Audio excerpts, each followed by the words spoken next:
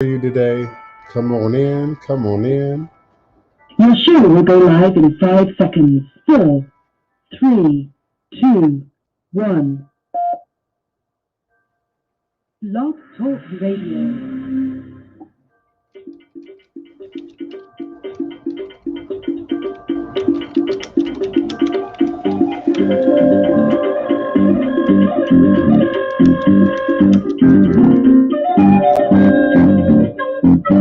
Theme music by Diane Cameron Elam. Diane Cameron Elam.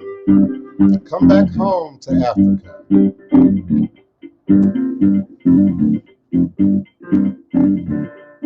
Welcome, greetings and salutations. It's another edition of Revolutionary Hoodoo, New Orleans Voodoo Secrets and Recipes. All is truly and indeed a blessing.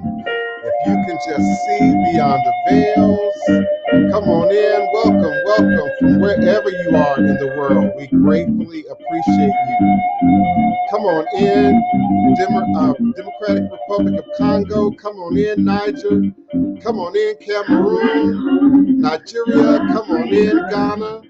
Come on in, the US and the UK, Australia, Brazil. Come on in, Argentina. Welcome, welcome, welcome. Very special guest for you today. Come on in. All is a blessing. Greetings, Don Briscoe. Welcome, beloved. All is a blessing. Thank you for your participation. My Blog Talk Radio phone line is open at 845-277-9143. 845-277-9143. Press the number 1 when you're ready with your question, comment, or request. Of course, the chats are open at Blog Talk Radio and StreamYard. Come on in. Welcome, my cousin, Oloye, Ifawole. Greetings, beloved. Thank you. I see you. Come on in. Greetings, greetings, Cheryl. Oh, good afternoon, beloved. Welcome, welcome. Another powerful edition. You don't want to miss it. Iyami is in the house. You don't want to miss it. Come on in. Come on in, y'all. Thank you so much for your participation and your listenership. Welcome, Facebook. Welcome, Periscope. Come on in, YouTube. Welcome, EarthCam. Come on in. Come on in, StreamYard. All is a blessing. Greetings, my beloved Nina Lloyd. Come on in, beloved. Thank you for your continued participation. All is a blessing.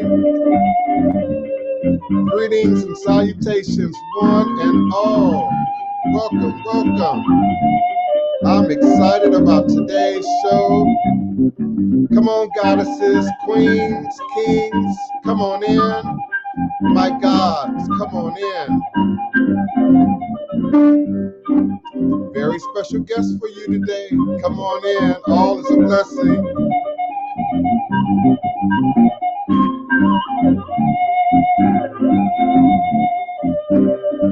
Greetings, Shemafia, beloved. Greetings, greetings. All is a blessing.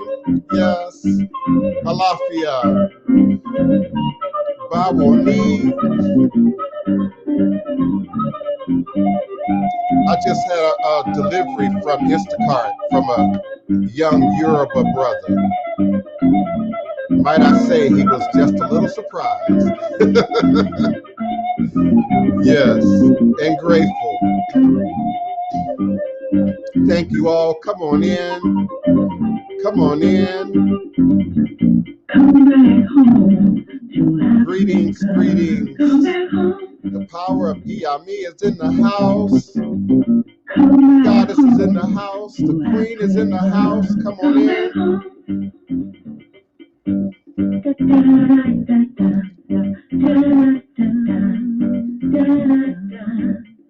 I have some food for you today.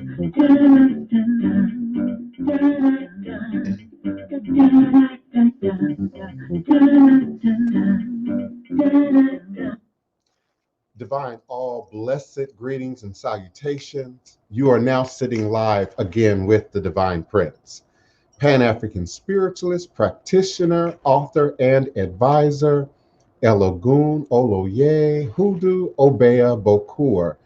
sharing with you in all things spiritual, mystical, metaphysical, cosmic, evolutionary, revolutionary, healing, and holistic from a Pan-African Hoodoo world spiritualist perspective.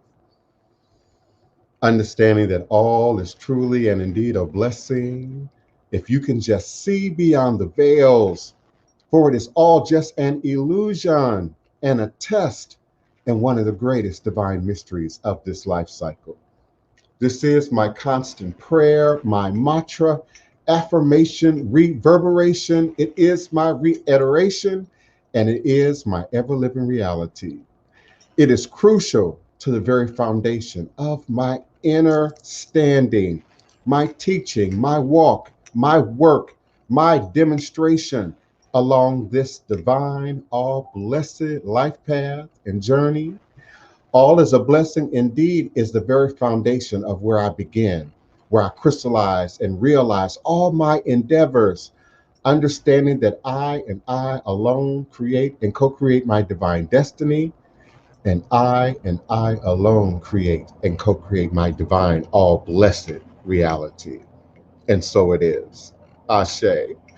Today is Friday, May 14th, 2021, and I am emanating and vibrating with you now live, virtually, verbally, cosmically, quantum universally from this working temple of the House of the Divine Prince, Thai Potions, Hoodoo Central, LLC, in this legendary, historic, beautiful, and most enchanted city in America, New Orleans, Louisiana, the land of my ancestors and those who came before me along this Hoodoo Obeah life path and journey, passing down the great Obeah stick along with the knowledge of the life-giving herbs, roots, plants, rituals, spirits, and minerals. And indeed, as our beloved Denise Augustine would say, our sacred stories, our sacred stories.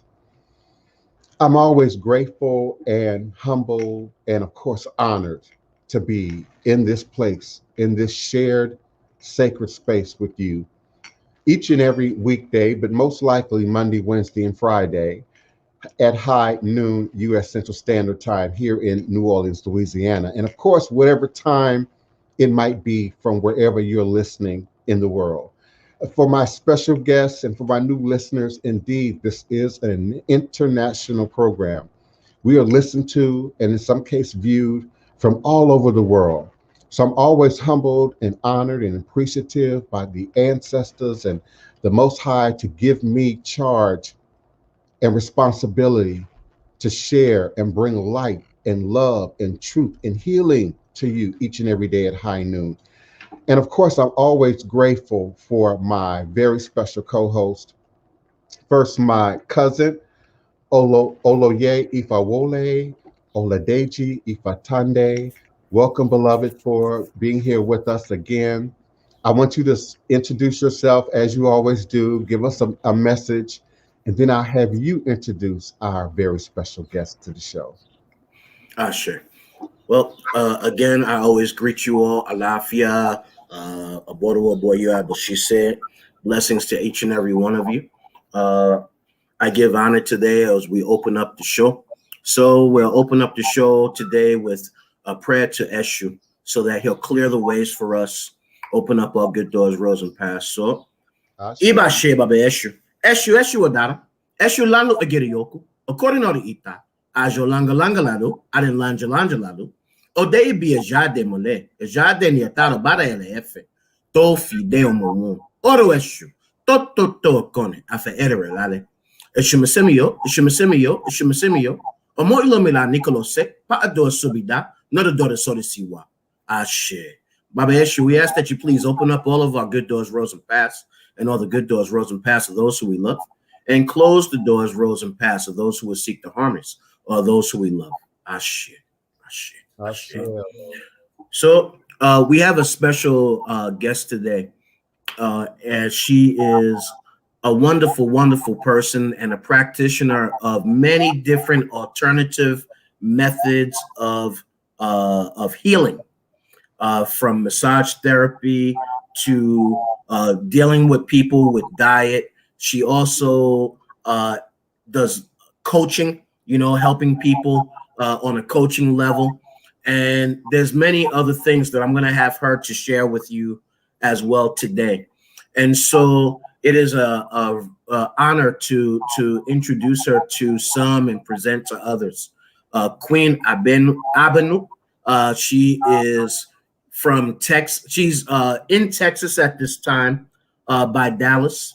And so today she's going to share with us aspects of alternative healing, aspects of our healing inside and out, aspects of eating to live, not living to eat, and as well different ways that we can heal our bodies with food, with all kinds of other things that she does. So I'm grateful to have her here with us today, and grateful that she has chosen to come and be a part of the show. So, Queen, blessings to you. Yes. Gratitude. It's a pleasure being here. Yes, thanks for having me. To those of you, let me pronounce, because you can say however it is you pronounce it, it's great. So greetings, everyone. Queen Abenu, the goddess of wellness. It's a pleasure being here today. Thank you so much for having me. I see that this is actually very inspired already just being here. So I feel very honored for you to have asked me to have come on to this show today.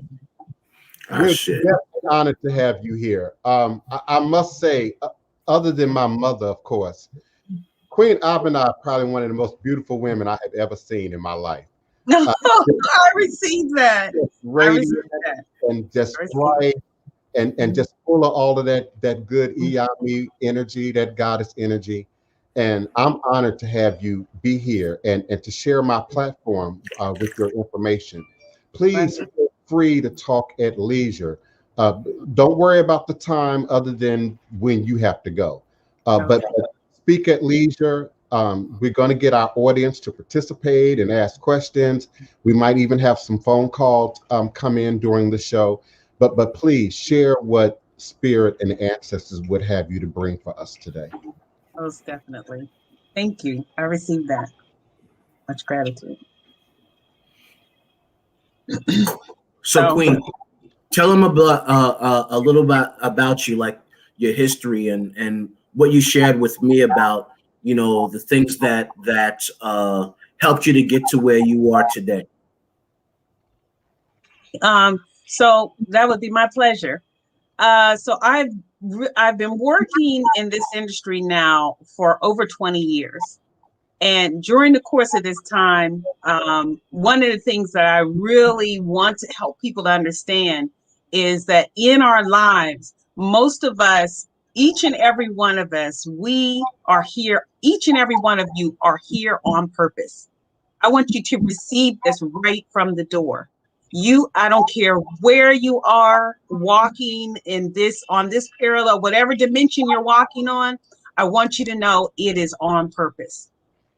So the thing is, very often people were born under traumatic situations, or they were born, in a household, a single parent, and you thought, under whatever extenuating circumstances, somebody may have been raped, molested, whatever, or you were raised in a traditional household with two parents. Whatever the case may be, is you are here now. And know this, you being here now is on purpose. So we go through different trials and tribulations during the course of our life. With me, I moved here to Dallas, Texas, because it wasn't just a move, but it was a calling. I was called to come here because right now I'm the founder of, it's called the Global Holistic Movement. With the Global Holistic Movement, I realized the creator, it's a download. Each and every one of us get a download every single day, but it all depends upon where you are in your life, where you are and how your perception on life. When you receive that download, are you open? Are you ready to receive that download to where our Creator is telling you, listen, I want you to pick up everything that you are comfortable with in your life. I had a chain of spas in Pittsburgh, Pennsylvania. I had raised my two sons, and I had a chain of spas, and I moved from all three spas, consolidated into one.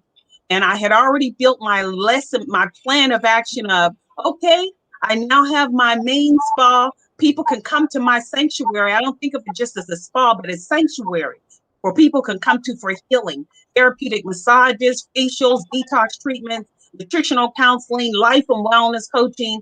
You come, and I had events and activities 2 to 3 days out of the month, and a juice bar, the infrared sauna, everything was comfortable. I built that with the help of our Creator and my ancestors. All of that was built, and I was comfortable. And all of a sudden, the Creator, this download came and said, oh no, you need to pick up right now and move to Dallas, Texas. I need you there.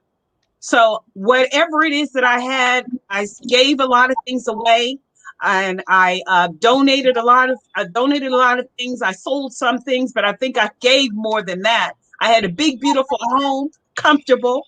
I had a beautiful spa, comfortable. I had a client base, comfortable. But guess what? I was told to get up and move. To those of you that are out there that you're being told to move, you need to be obedient. So in being obedient to Spirit, I picked up and moved here to Dallas, Texas, not knowing anybody. Let me say this, not knowing anybody.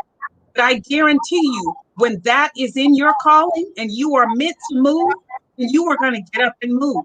And I guarantee you, as you move forward, guess what? That path is already paid for you. It's just a matter of you being obedient.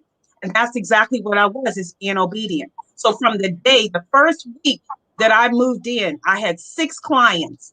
I went to the gym, started working out. People met me, realized what I had, and I was doing from day one, mobile spa services. A perfect so-called stranger.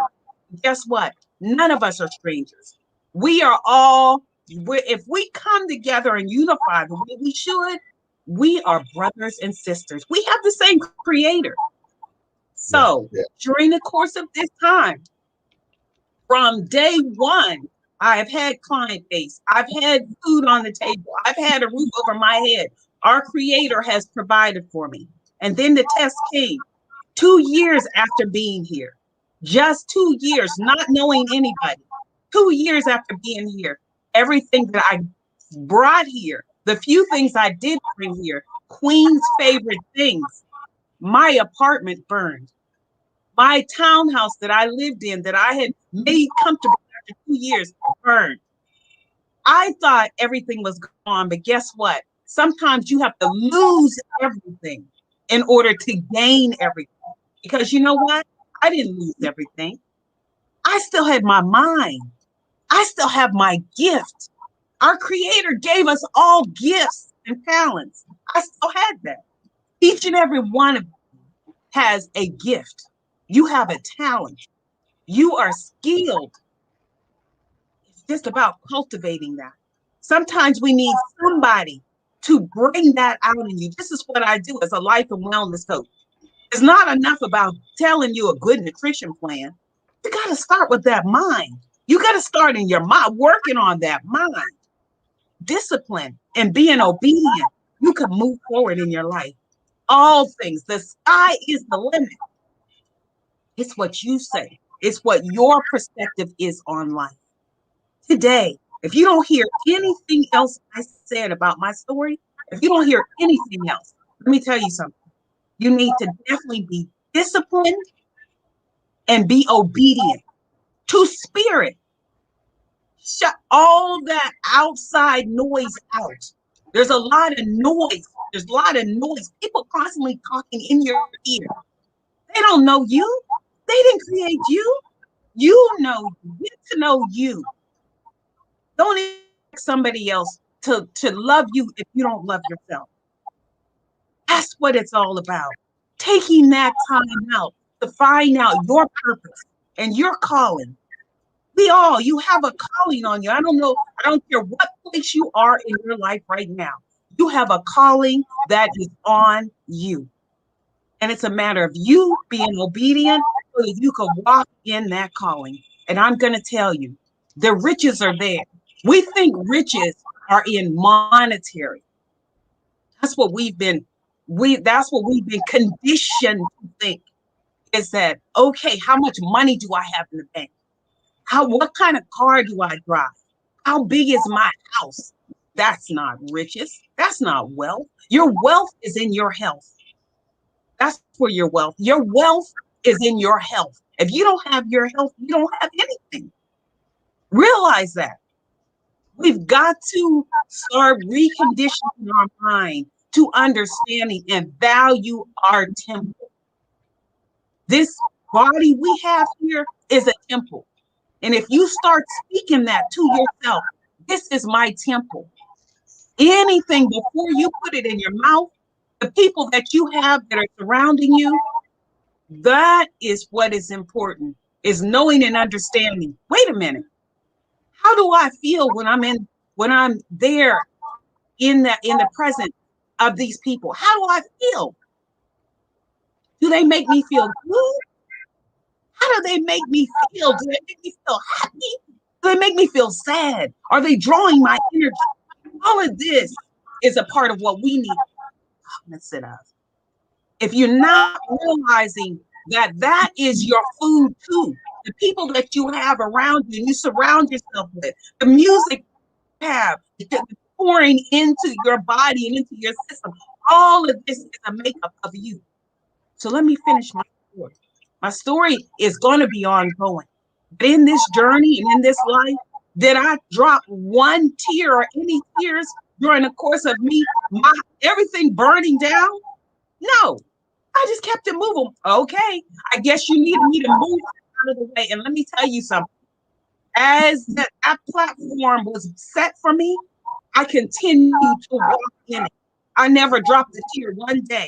The things that I had were brought here. They were brought here to Texas, and they weren't supposed to be brought here. That's the reason why the Creator wiped that right on away. In a car accident. Within months, all of these happened consecutively within months. Let me tell you something.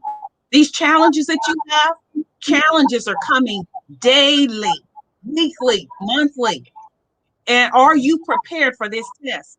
Because just like from the time you start, think about it, in elementary school, when you went to middle school and high school, guess what? Every time you received training, there was a test, right? Each and every one of us got a test. Well, your test is every single day. When you're waking up, it's a test. Are you going to wake up first? What are you going to do when you wake up? Are you going to give gratitude to our Creator and to your ancestors? It's a test.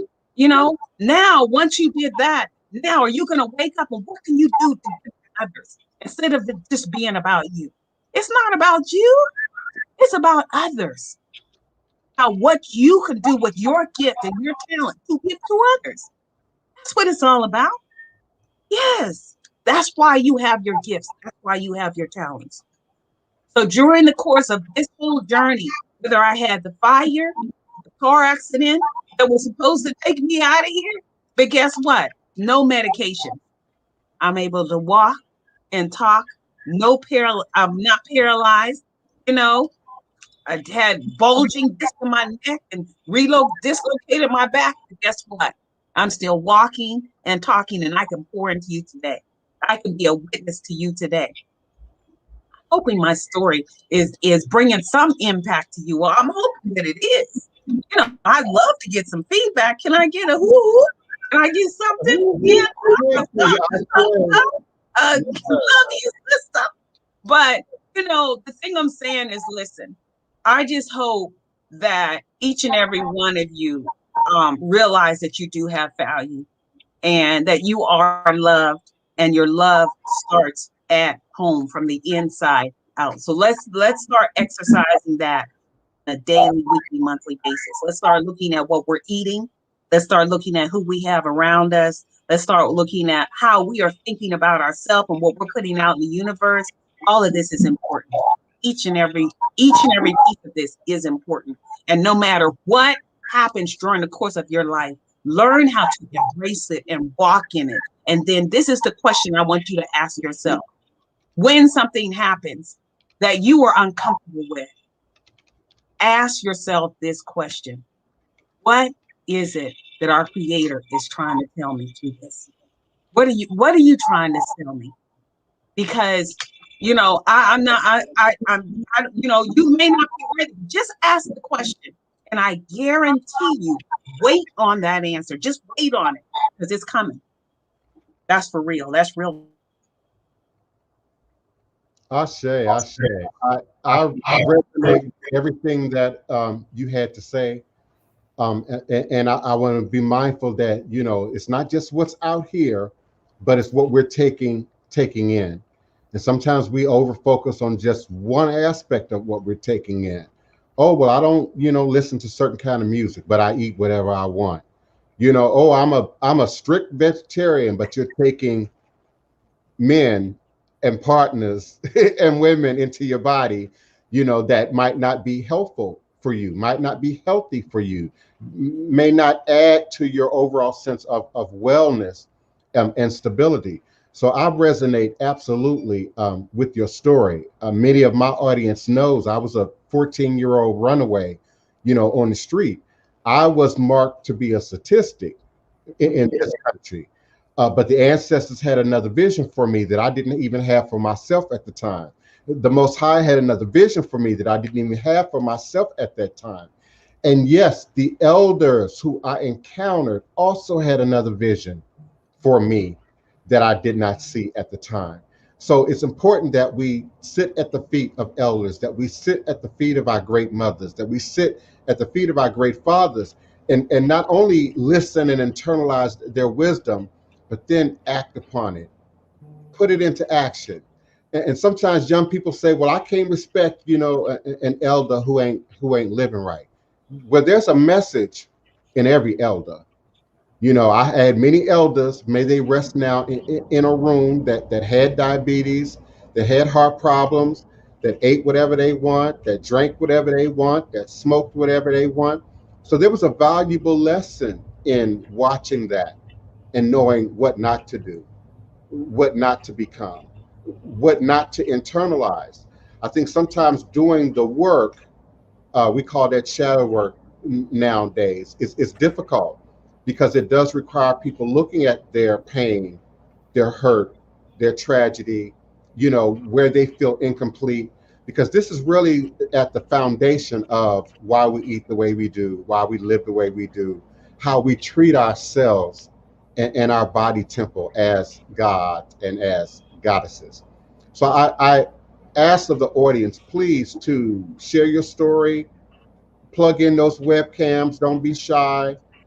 If indeed you don't have access to a webcam, my phone line is open at area code 845-277-9143, 845-277-9143. Be patient with me, do press the number 1. I will come and unmute your mic. Something else I learned too, beloved Queen, while I was out there, you know, on the streets, was the value of money, but also the value of food. Those were two things that were, you know, as a homeless teenager, that were prevalent and on the top of priority every day. How do I eat? How do I sleep? So the value of money and the value of food. And I learned really quickly that what's not good for you often is the cheapest in the store. It's often the easiest to get in the stores. It's often right at the end of the aisle or right at the checkout. You know, those things that are not always good for us, that are full of artificial this and artificial that. You know, the dead carcasses of cows, chickens, and the pus and mucus of animals. You know, that those things are right up front.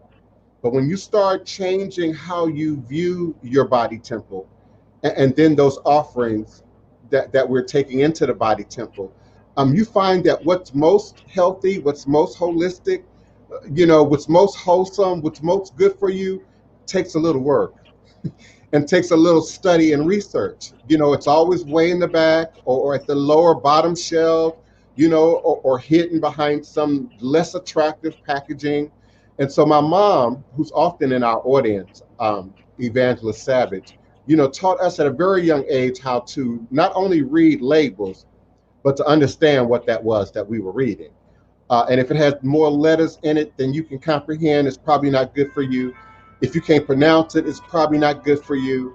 If it has some really technical scientific name, it's probably not good for you. And so I learned these things early on in life, but it took a great deal of maturing and development personally before I began to really actively uh, act in those wisdoms and that knowledge. It took, as with your story, it took tragedy. It took heartache. It took being broken. It took doing the same thing over and over and getting the same result, which was never satisfactory. A big story in my life is indeed Hurricane Katrina. Without Hurricane Katrina and that losing everything that you have, and that threat of not only losing everything you have, but your way of life and your lifestyle and your friends and the things that you are most comfortable with, that took my journey to Texas.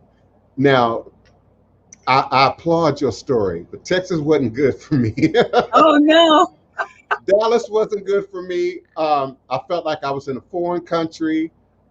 Many of the people who even understood who I was just on face value often didn't speak English. So I was now learning Spanish. I was now learning how to integrate into communities that I had never really had to integrate before. I was called Aunt Jemima to my face.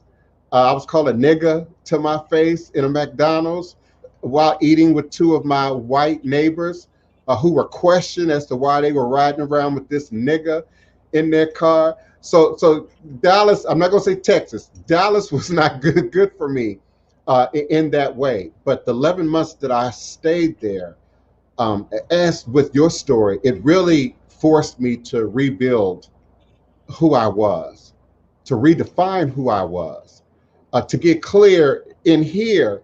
That's why I say understanding. My cousin likes to say overstanding, but I like to get clear about who I was and moving forward. Understanding that the people who call me Aunt Jemima don't define me. Understanding the black folks from my community who left us hanging during Katrina didn't define me. Understanding that my background and my past and all those things that I had experienced leading up to that moment in time space did not truly define who I was. And you use a term that I've been using for a very long time, downloads. You know, I'm considered a bit of a crystal master. Crystal is one of my #1 alternative healing tools, Quartz Crystal. It does not take a whole lot of direction. However, the more you understand about it, the better you can work with it. It does not necessarily take a building, a church, a preacher, a leader, a imam to work with Quartz Crystal. It is indeed natural. I don't mean fake crystal. I don't mean lead crystal. Natural, uncut. Many of my clients have heard me say this repeatedly: uncut, unpolished, natural quartz with all the records still intact. If the surface don't look like a LP or 45, chances are it's been polished down. And so there's a record there that's being removed, as well as the power within the body of the quartz itself. It resonates with our body in a way that nothing else does. It has a similar water content and chemical makeup in terms of silicon dioxide. And I understand you have some degrees that I don't have, so you might be able to speak to some of this a little bit better than me. It resonates with light and water and our physicality in a way that nothing else does. When I first came in contact with Quartz Crystal, while I was out there on my journey, I was probably 19. And I met a prophet in Chicago, Bahala, may he rest in a room.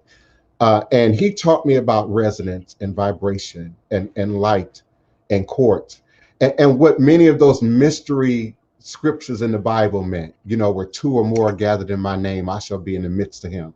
And we would go out and have coffee or have lunch, and just the weirdest, most profound, most miraculous things would happen while we were together, or while we were in, you know, conversation about something.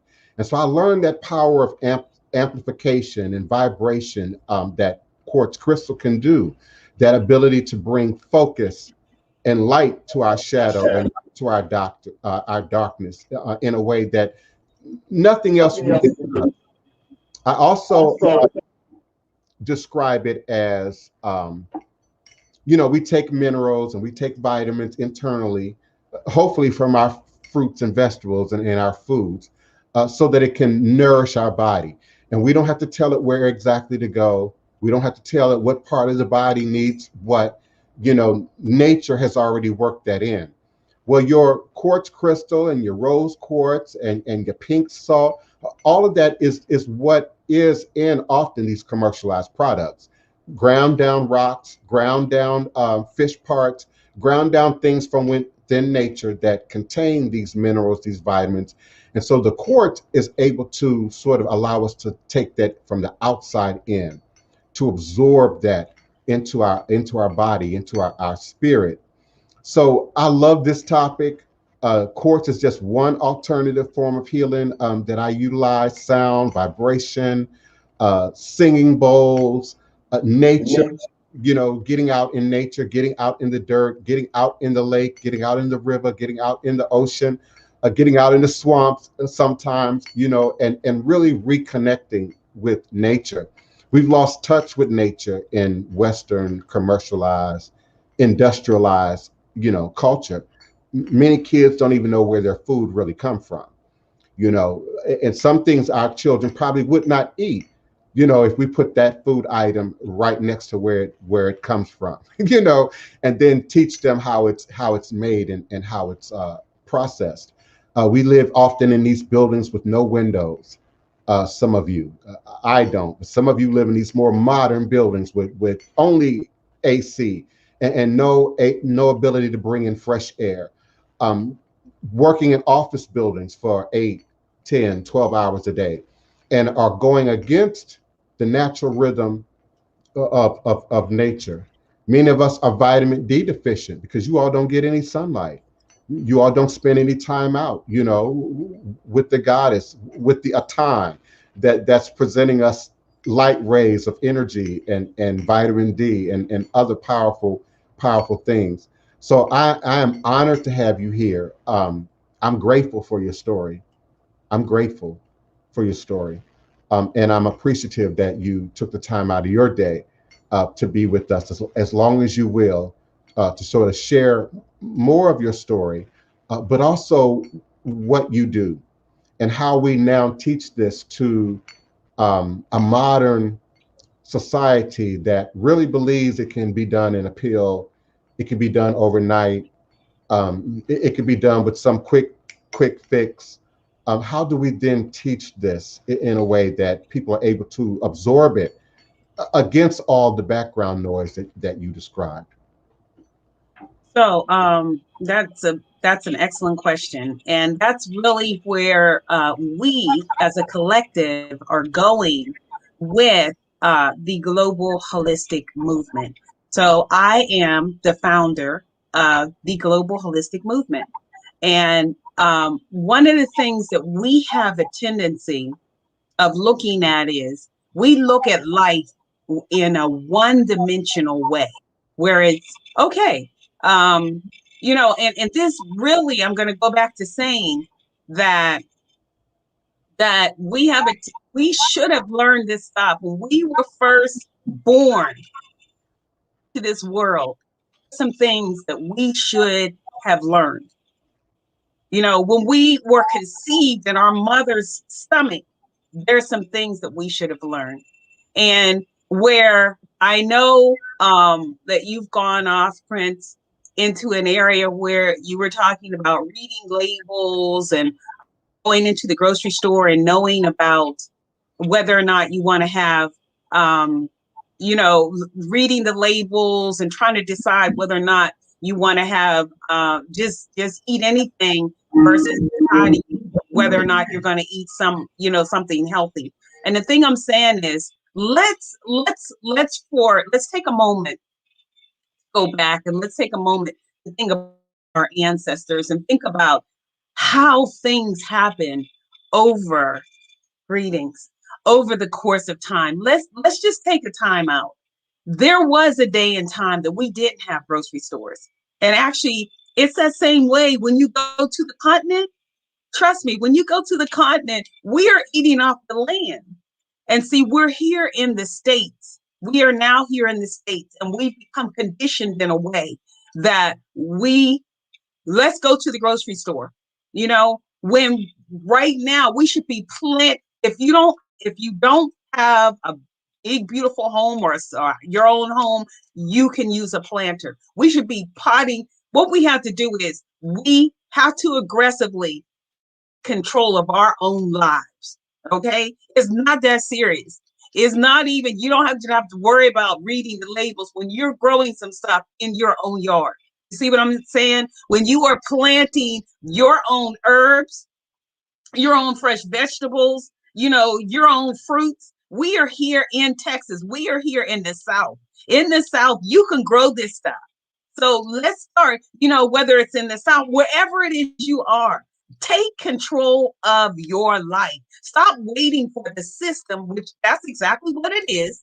Stop waiting for the system to feed you, because every single time they are not here to heal you. They're here to kill you.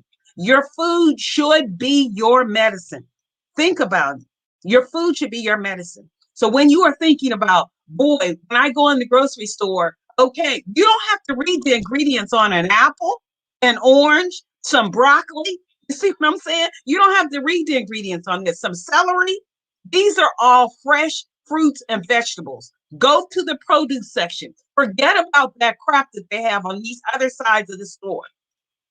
Trust me, there's a way around all of this.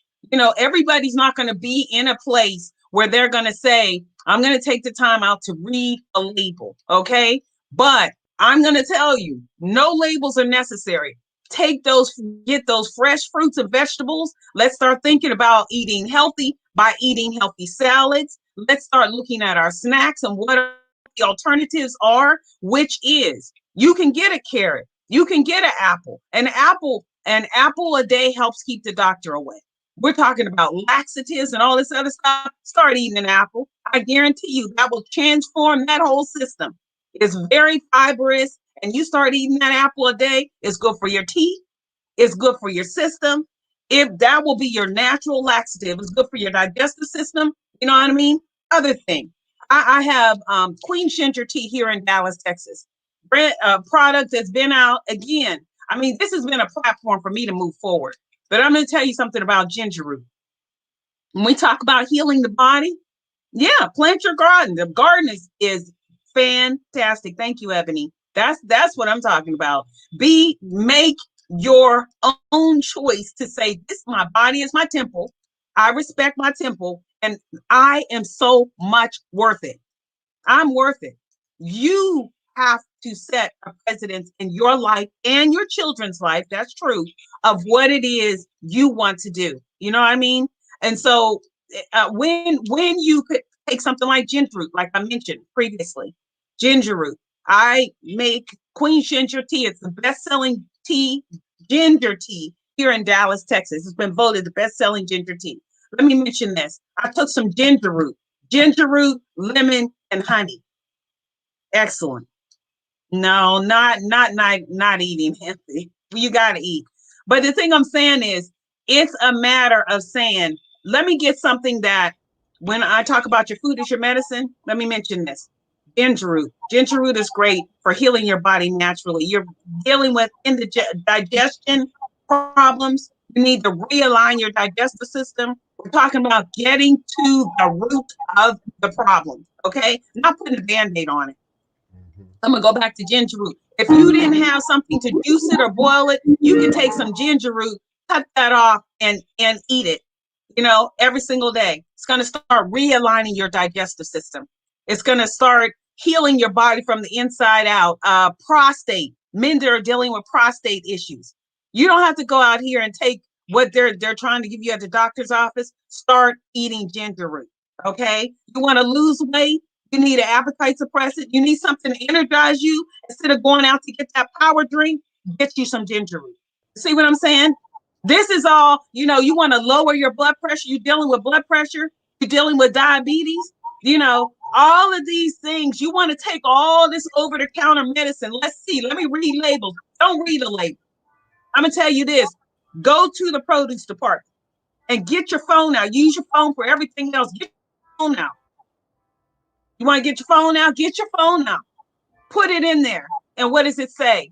Oh my God. If I eat Gingerroot, it's going to do this. If I eat lemon, it's going to do this. If I eat an apple a day, it's going to do this. If I eat some celery, it's going to do this. Lower your blood pressure. You see what I'm saying? Lowering your blood pressure. Yes. And it's alkaline. Thank you. You know, bringing your body to a state of alkalinity. Yeah. So what are we doing? We are saying, I love my temple this much. I love me this much. And guess what? This is the other thing. People want to say it's so expensive to eat healthy. The lies you tell. You see what I'm saying? You see what I'm talking about that talk? We all got this talk that's going on in our brain that's telling us it's too expensive to eat healthy. Oh, if you eat healthy, such and such and such. Do you even know what you are eating when you go to these fast food restaurants? Have you, when you get a chance, check out What the Health, okay? I don't know how many of you have ever seen that video, What the Health, and then there's a series of them out there. But check out What the Health. That's one of them. Go ahead and put it up, YouTube, whatever, Google it, whatever. But let me tell you something. 3 Gardens, fantastic. Love it. Yeah, I have a huge garden in my yard that I use, not just for food, but obviously also for ritual work. Right. We have 2 more on my block, 2 more in the community. And then we're surrounded here in Treme by other community gardens that we share the work and share, you know, the food. So I like the notion of gardening. And some people say, oh, well, that's because you live in Texas and you live in Louisiana. But no, you can get the huge pots, you know, from your Lowe's or your Home Depot or whatever, and start planting things that are productive in your region of the country. And you'd be surprised what will survive the winter, you know, if you cover it or bring it inside, depending on your region. So I really like talking about gardening and growing my own herbs and my turmeric. You know, I love my turmeric. It's miraculous what turmeric can do for your body. And I appreciate that. Right. So, yeah, so that's, yes. So that's what my advice is. Kale, spinach, fruits. Yeah, that's what I'm saying. It's a matter of you. Let me tell you something. It's too expensive to be sick. That's true. You know, you can't afford to not eat healthy. Let me say that. The way this system is built, this system is centered around you getting sick. I mean, if you pay any attention, okay, from the time you're born, they want to put you on cow's milk. Are you a cow? Since when are you a cow? A cow's milk is for a cow. That's the reason why your mother has breast milk that you were supposed to feed off of from the time you're born.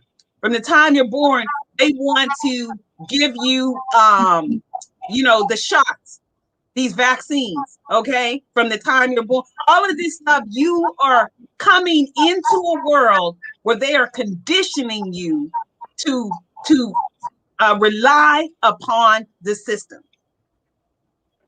To rely upon the system. Mm-hmm. So I am here to say to you, pay attention to what you're eating. Pay attention to what you're putting in your system. Take the time out because you are worth it. You're worth it. Without your health, you don't have anything. Your health is your wealth. And when we start thinking in that manner, then we can start re-examining what it is we're doing. Drinking cow's milk, since this, yeah. Cow's milk is definitely not good for you. It's not good. Milk definitely increases mucus and inflammation in the system. There's nothing good about cow's milk. So when we start realizing what's going on and what you're putting in your body, then you can start waking up and realizing why it is you are dealing with on a regular basis. I don't know why I have pain. I don't know why I have all these allergies and things are going on with my system. Oh, if the season is changing, listen, you need to get some of that mucus out of there and leave that dairy alone. There's people listen, I can't live without my cheese. I can't live without my milk.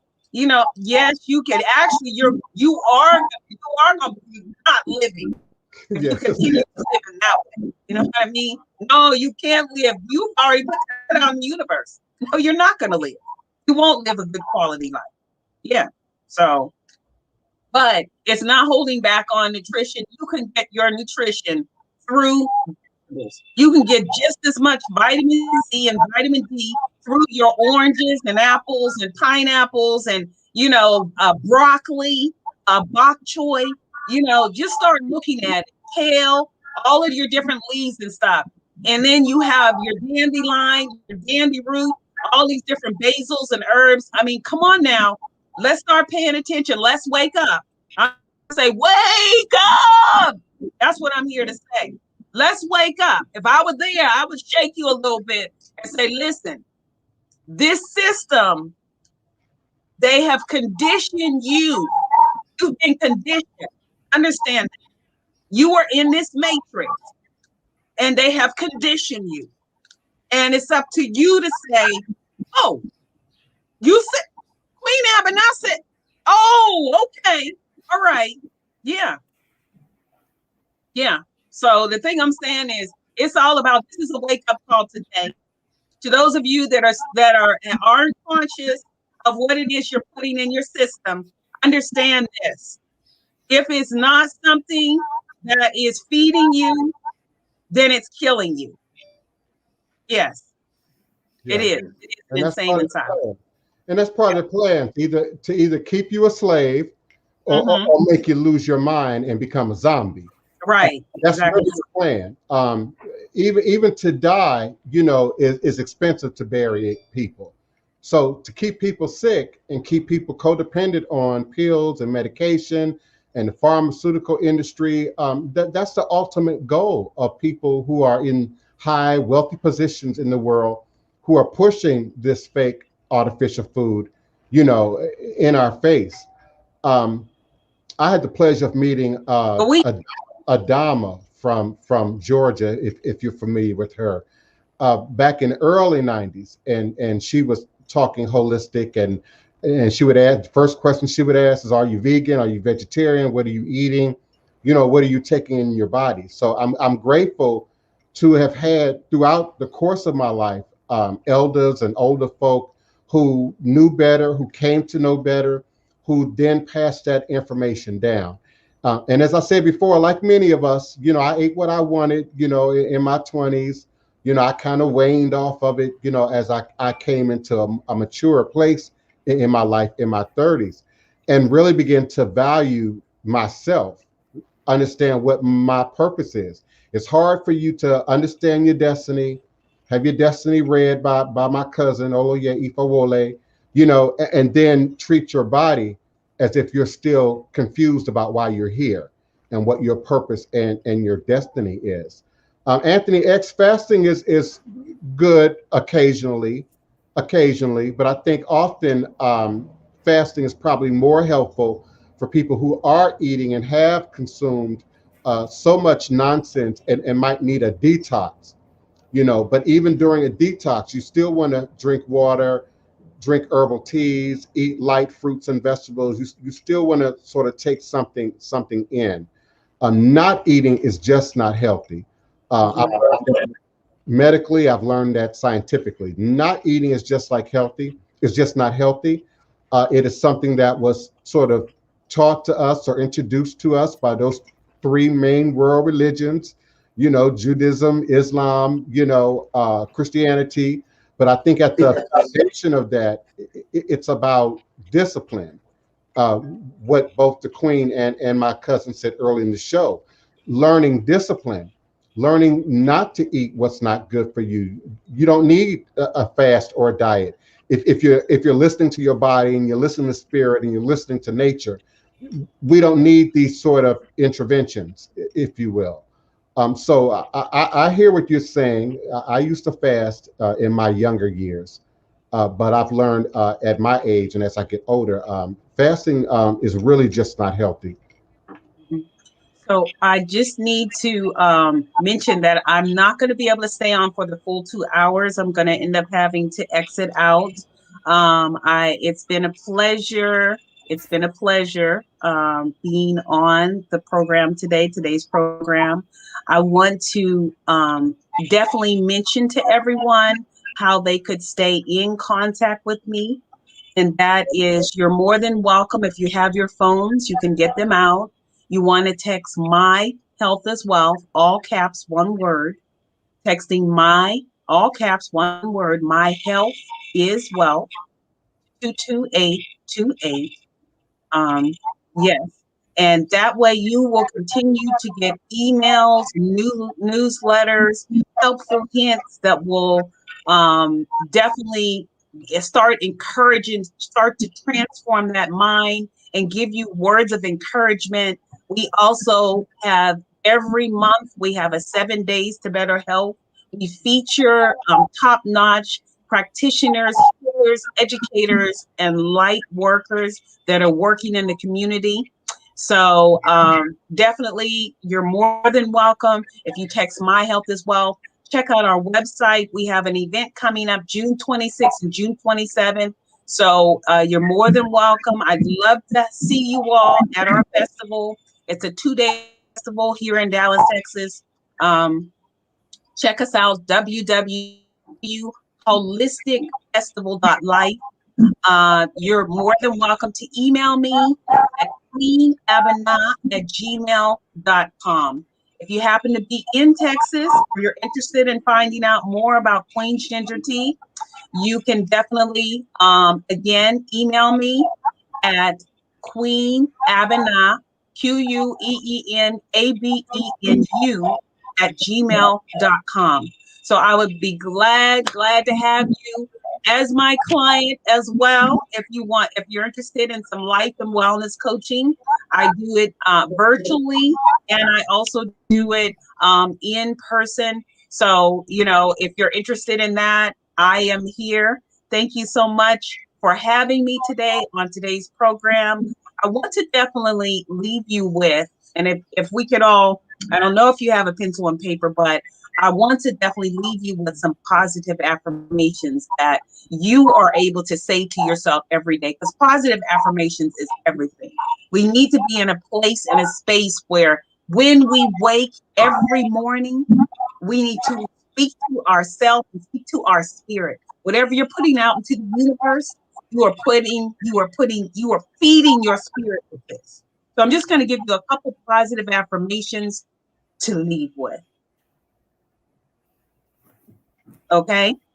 And I'm doing my best. I choose to be happy and to love myself today. My possibilities are endless. I am worthy. I am brave, bold, and beautiful. Today is going to be an excellent day. I am talented and intelligent. I am free of worry and regret. My thoughts become my reality.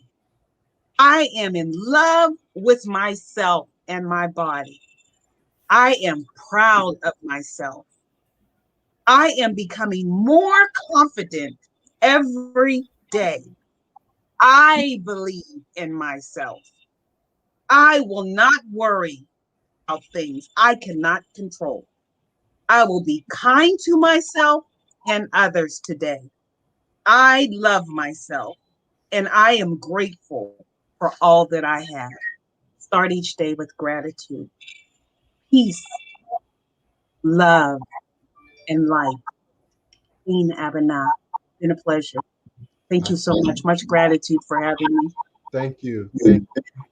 And please feel free to come back whenever you will to share with us to advertise with us. We certainly appreciate you. Much gratitude. It's a pleasure meeting with everyone. Thank you. See you soon, Queen. Okay, we'll see you. Peace. Peace. So, Oloye, would you like to add to the subject matter or respond to the subject matter in any way?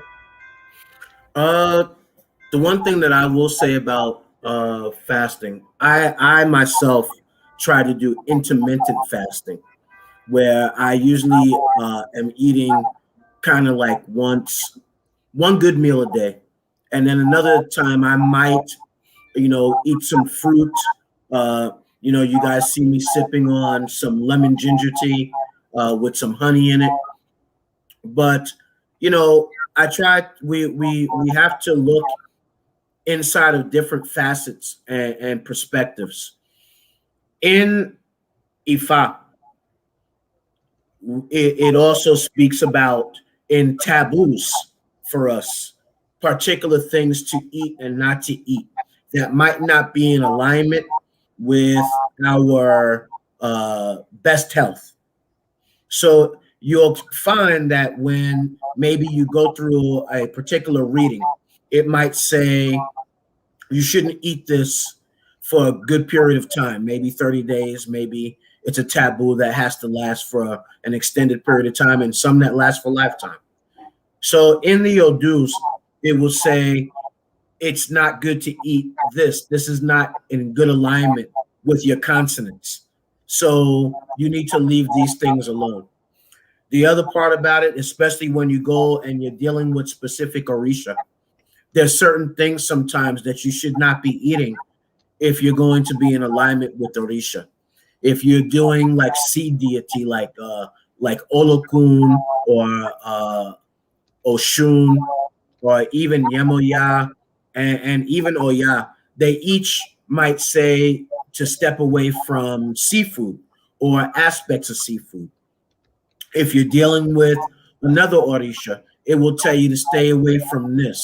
It might be a sacred food for that Orisha, and it's not good for you to be consuming their sacred food because you're in alignment or you're initiated or you're walking with that Orisha.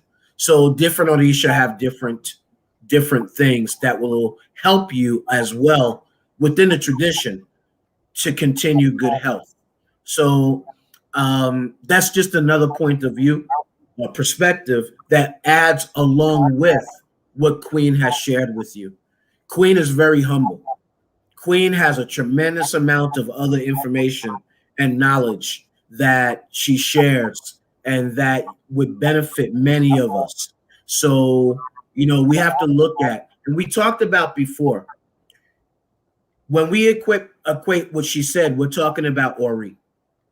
When she says that when you get up in the morning and you're doing positive affirmations, for myself, when I do my Ori, when I pray to my Ori, right after I might do Oriki, I go directly into affirmations because I have to program into myself and deprogram out of myself the stuff that maybe I've been thinking and holding on to because it's not in alignment with what's going to help me to rise up and ascend.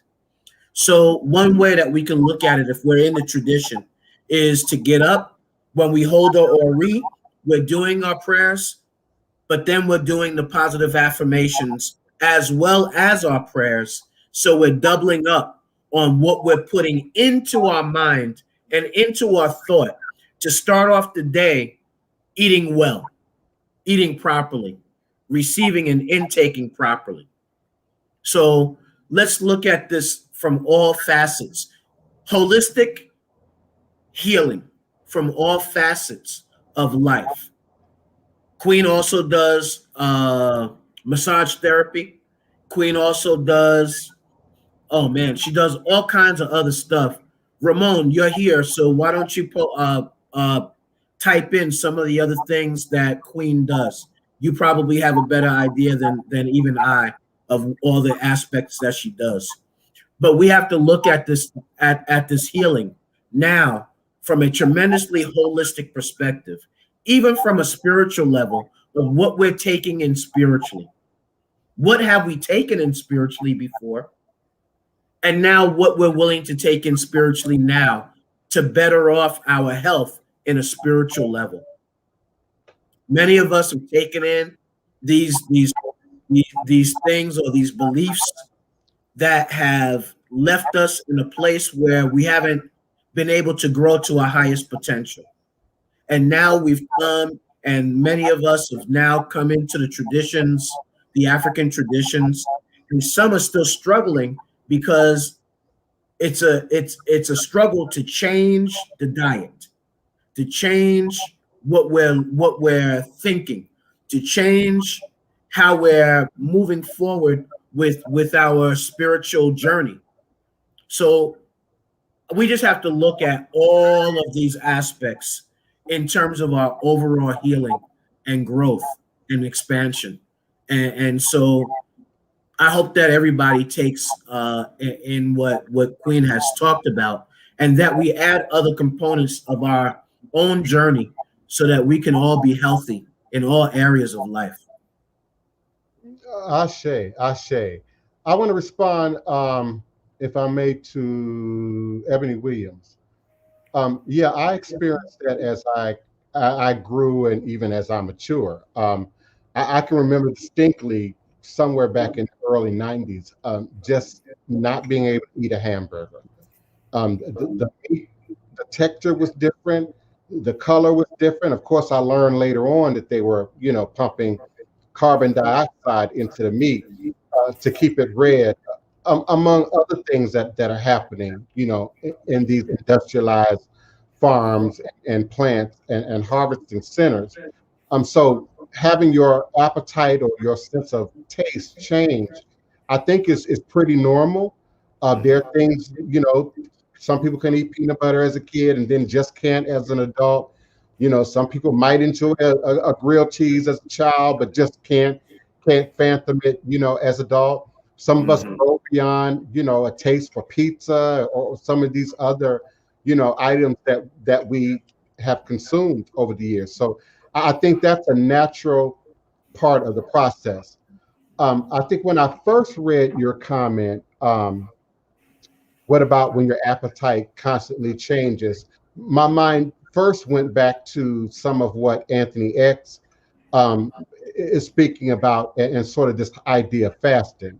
And so if your body, and my cousin, I'm sure as someone who's much more physically inclined than I am, could speak to this, but if you're active particularly, and you're not feeding your body, then your body starts to pull from your kidneys and from other organs. This can elevate your blood sugar, by the way, and can create conditions for you to develop, diabetes, as well as heart problems and other issues.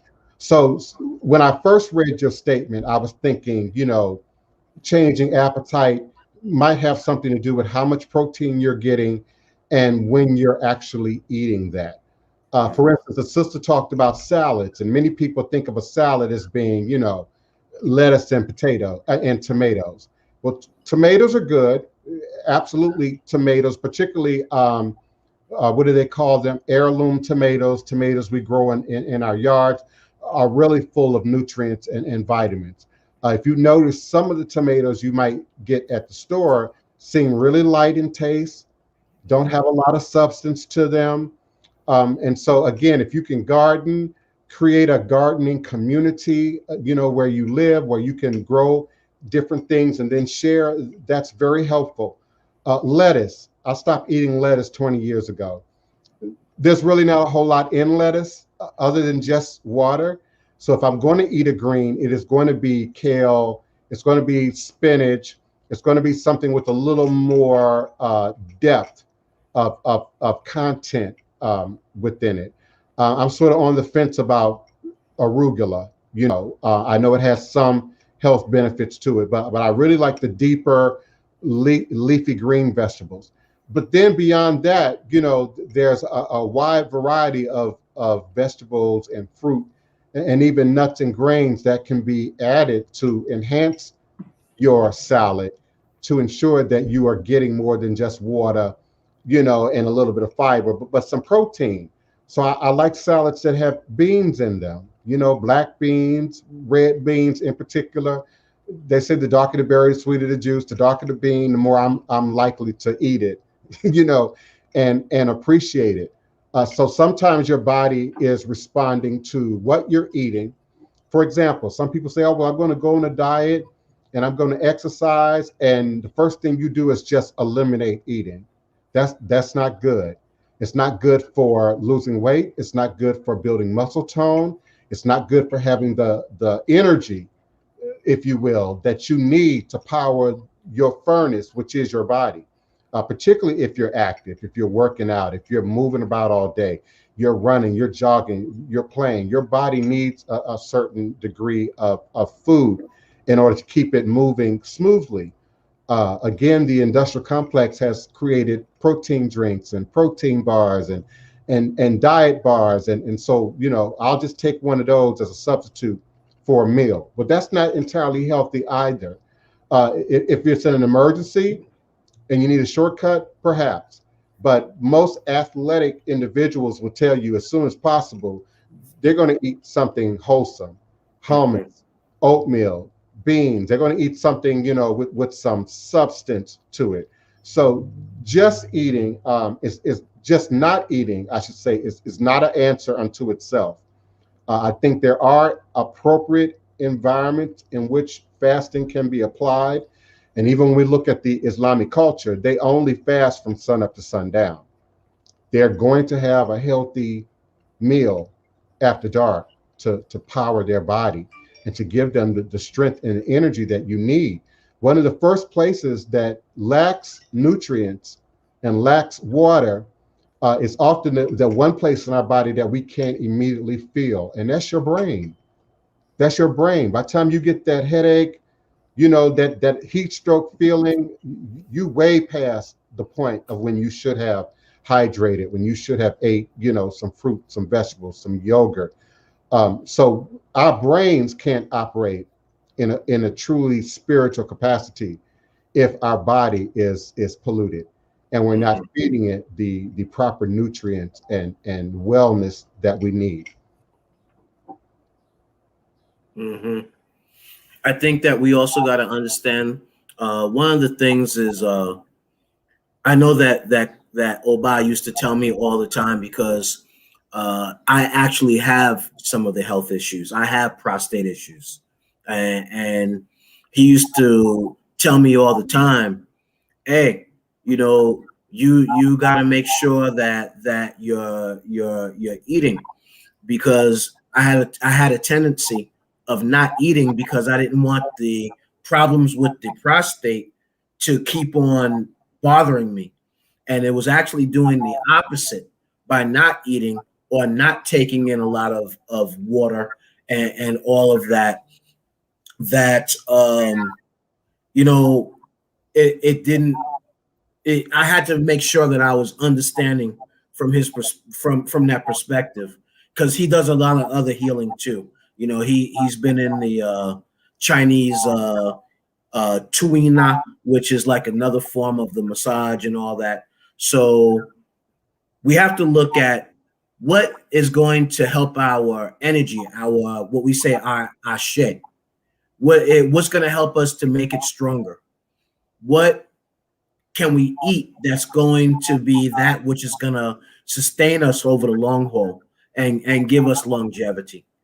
So this topic for us, and let's just break it down now. As a Black man and woman here in America, we have the struggles and challenges of significant health issues. Every time we turn around, our health is in struggle because of different factors, from stress, different factors from possibly financial, and not realizing that if we get the fresh food, we can actually get food that will sustain even longer than the stuff that we buy in the cans and all that. We can make fresh, you know, dinner and all that our elders and ancestors used to make every day. When we look at society today and we're looking at the burdens that's placed on us.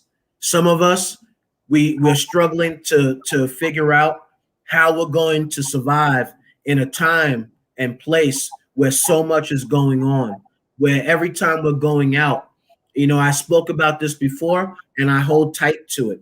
As Black men, whenever we walk out the door, we're always in thought of the possibility of having to deal with a situation that might just might just lead us to a place where we never even thought about when we walked out the door and just went to a store. So we have to look at all the factors in our lives that attribute to why our health issues are even in a more difficult place than many other cultures. I think we talked about some of the other cultures that came here to America and then they changed their diet and tried to Americanize their diet. And in doing such, their health now, they got their own health issues that they really shouldn't be having. They should have maintained the traditional diets. So we have to look at this from all of our lifestyle. What lifestyle are we living? Are we getting enough sleep? Or are we worried and we're up till crazy hours and really not getting 6, 7, 8 hours of sleep? Are we understanding that the sleep helps to heal? Are we understanding that, whatever the mental problem, the mental cases, the mental struggles, right? What attributes to the mental challenges? Stress. And as well, of course, the chemical imbalance sometimes, but the stress of everyday life. Maybe I'm not making enough at my job. Maybe now I got to go and work 2 and 3 jobs in order to bring enough home. But then I got to understand, because I did that, now I'm not spending the time that I need with my family. All of those things are contributing factors many times to the health and why our elders even went through some of the struggles that they had trying to take care of all of these things and not realizing that all of those components together were part of the health struggles and challenges. I think juicing is a great thing. However, understand, just from the most basic, without me getting too scientific, you're extracting all the fiber when we juice. So juicing can be good. You're getting that liquefied, nutrients and minerals, particularly if you morning ritual, workout, in between meal, great. But you've got to have fiber. I also wanted to speak to, again, the not eating and sort of over focused on just, salads when we think of some vegans and some vegetarians. And some of them are greatly underweight because they aren't getting the fiber, they aren't getting the protein, they aren't getting the nutrients. And personally, in my opinion, the average American, without doing a little homework, is not that educated about food and diet and what we really need to sustain our bodies individually. So get your doctor involved or your dietitian involved or your nutritionist involved to ensure that you're getting, the appropriate nutrients. Again, some people say, I want to lose weight, and so they just stop eating. That actually works against your goal. And so it's the same thing with the vegetarian that says, okay, I'm going vegetarian, and now I'm only eating salads and potatoes and well, not potatoes, but tomatoes. Because I know some vegans and vegetarians don't eat root vegetables. That's another source of fiber and nutrients. And then what else are you eating? Seaweed.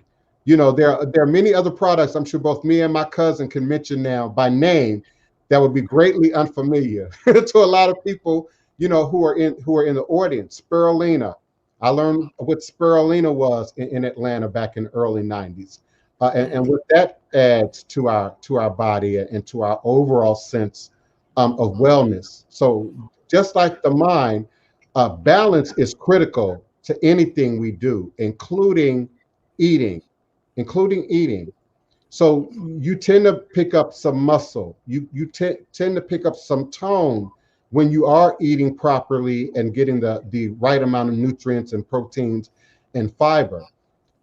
Just being thin alone is not a sign of health, any more than being fat alone is a sign of health. It has to come down to what you're eating, what you're taking in, and getting that balance of nutrients. And somehow it's popular now. Since when I was a teenager, I'm seeing a lot of guys between 18 and 30, black guys, that look prepubescent, who look like preteens. They're so thin. I mean, so thin, and you can see the bones, in their waist and in certain parts of their body, and they take that as a sign of health. And I'm a vegan, and I'm looking, no, bro, you missing some vital nutrients. And often the problem doesn't show up until you're 30, 35, 40. And then it's not too late, but it's way into progression at that point when you realize that, okay, wait a minute, maybe I need to change up something, about my diet. So, get some advice, from like a personal trainer, like my cousin, or a nutritionist or a dietitian, and be sure that you're getting, everything that you need for your body type, for your body weight, for your goals, and where you're looking towards in the future in terms of your health. We definitely should have a plan of health, just like we have a plan of prosperity, or a plan for survival, or, a plan for retirement. You got to have a plan for health. I've got a associate who, can save money, and can save money a lot and well, but she does it by eating tuna fish and peanut butter. It's not healthy. And as my cousin and the queen suggested, the medical costs are going to be absorbent, are going to eat up her savings if she continues to sort of treat her body that way. So there's no real excuse for not eating or starving the body or thinking this is somehow going to help you, reach your goal. I have another friend, diabetic, and, sugar's always in a weird place. And so his first response is, oh, well, I'm just not going to eat today. No, bro, now your body's pulling on your liver and your kidneys and other parts of your body, which can produce insulin unto itself, which elevates, your blood sugar. And those people end up on dialysis in their 50s and 60s, if not younger. It's happening younger now, So you've got to look at what you're eating with just as much detail and importance as our spirit walk, as our spirit journey. Yeah, and we also have to understand that in earlier parts of our life, we can get away with not eating well and not sleeping a lot and all that. But I guarantee, as you start getting older and you're moving into your late 40s, mid 40s, late 40s, 50s, it will all start coming back to you in a variety of diverse medical issues and concerns. And you're going to be trying to figure out, why am I dealing with this blood pressure issue? Why am I dealing with this prostate issue? Why am I dealing with this or that? It's because over the years, the lack of taking care of our body and getting proper sleep and all of that go into why, it's built up over time. It's like plaque. It's like mucus. In the beginning, the mucus is not just automatically that thick. But over time, and us not cleaning out and clearing out, then the mucus, as it sticks to you, it gets thicker and thicker and thicker. And before long, now you have these medical issues, and now you have to deal with getting good cleansing and all of that if you want to clear out the mucus. And it also goes to beauty, right? There's a big European perspective of beauty, being all skinny and bony and just not real healthy. But in the African culture, it's completely opposite. It's a woman with thickness, a woman that has meat on their bones. It is a complete opposite perspective of what is deemed as beautiful. So we also have to look at what it is that we are holding on to. That's not our culture. That is the culture of others that we have, took hold to. Mm-hmm. A lot of people go through medical issues because they're trying to look beautiful from a European perspective or a Western perspective. And in doing that, you got people now sisters that are going through anorexia and all these other issues because they're not eating, they're not maintaining their health. And now here they are with their kidney problems. Here they are with eating problems. They're trying to deprive themselves of that which is necessary for them to sustain, to eat well, to live. And so we really have got to begin to look at our own ancestry and our own cultures. What were we eating in West Africa that made our ancestors healthy? Were we eating rice? Yeah, rice was a part of the diet. Was it like rice, vegetables, and a small amount of meat?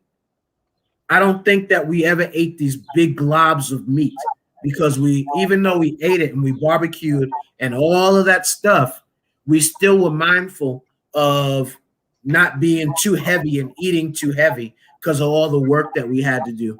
So we have to look at what's the diet in Benin. I began to look up the diet in Benin. What's the diet in Nigeria? After going out there and witnessing the diet out there, it's rice and maybe in some places they call cassava, right? They have meat that they barbecued. There's not an extreme amount of different vegetables like we have here. They have some fruit that they eat. A lot of times it's not drinking soda and all of the fruity, sugary stuff. It's water, right? So let's look back into our own DNA as to the diet that we were derived from, that we came from, that our ancestors were intaking themselves. Yes, I agree. Absolutely. And I was kind of in the chat. Some of this food come from cave culture, caveman culture, come from the north. The idea of eating a whole pig, a half a rack of a lamb or something. It's also not just demonstrated in places like Asia or South America, which have a very similar, diet palette to Africans. Primarily fruits and vegetables, maybe a little bit of meat or protein, for flavor through meat, but primarily what can be grown, what could be harvested. So we see that all around the world, and that whole idea of eating, the double whopper with cheese, is a very sort of Eurocentric caveman-like behavior. That eating raw meat, eating large portions of raw meat, and then at some point evolving into cooking that meat. And that has somehow translated into a sign of wealth. When we think about the wealthy European kings and royals, is where we start hearing these stories about gorging. In fact, Mardi Gras culture, St. Charles Avenue Mardi Gras culture, where the parade floats are rolling and Bacchus, which is the god of drunkenness. There's a celebration of excess that happens during Mardi Gras. A lot of meat, a lot of rum, a lot of wine, whatever that might be. But it's not something, as you suggested, cousin, that we see a lot of really in the indigenous world, unless we're looking at, Eskimo culture, Northern European culture. That's why I use the reference caveman culture. The coldest regions of the earth, where a lot of plant growth is not happening, but these people also have to have a certain amount of body fat, in order to survive, those harsh winters, that harsh winter-like environment.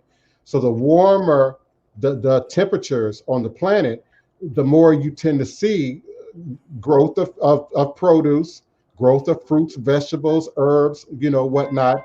And then the cultures around that environment learn to use those food products for both their health, but also for their wellness and their healing.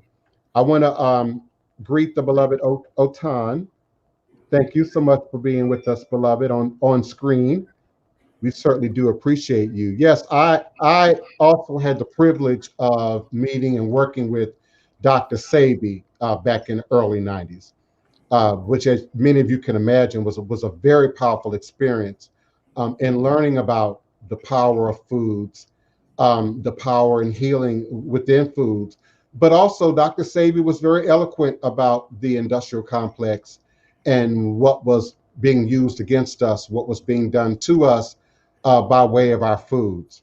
So when we look at the rates of violence and domestic violence and mental health, a lot of it can be traced back to not just trauma or PTSD or growing up in abusive environments, but by what we eat and what we're taking into our bodies.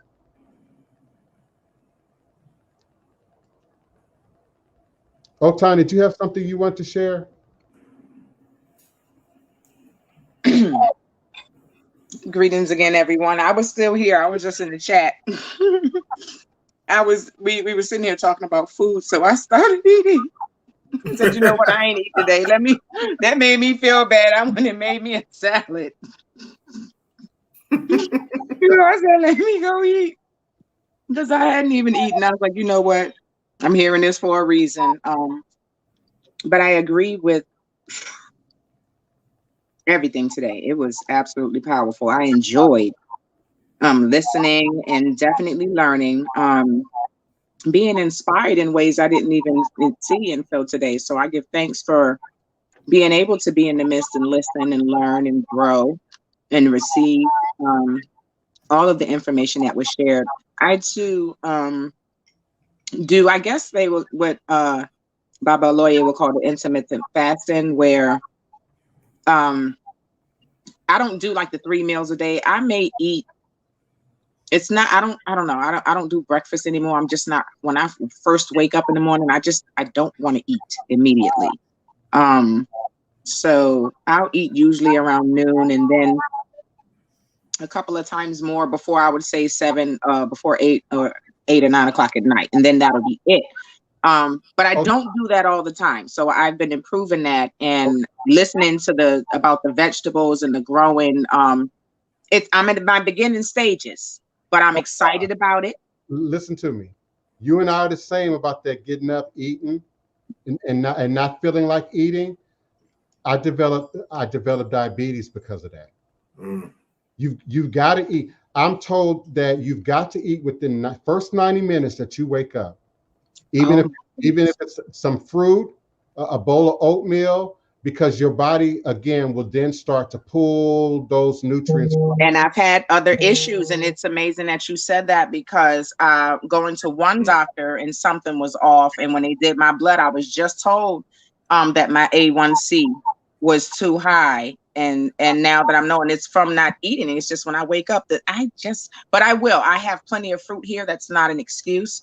So knowing that now, that explains it, because I'm not a heavy fast. I come from a cooking family. I'm usually cooking all the meals in the house. I'll take a break and make them eat a sandwich or something for lunch, because I got 4 boys. So hunger is endless for some reason.